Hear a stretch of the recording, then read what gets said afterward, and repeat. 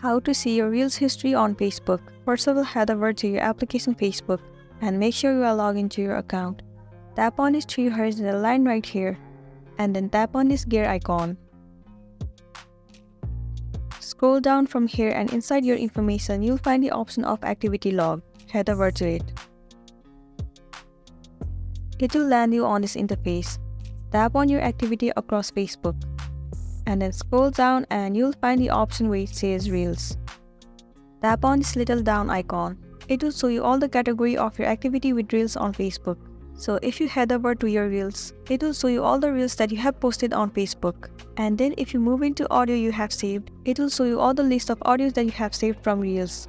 Likewise, if you head over to effects that you have saved, it will show you all the effects that you have saved from Reels. This way you can see more of the activities that you have made with Reels. Tap on see more and there you will find more options. Well, these options are the Reel history of your Facebook. That's it for today, and this was a tutorial video on how to see your Reels history on Facebook. I really hope this video is going to be helpful for you.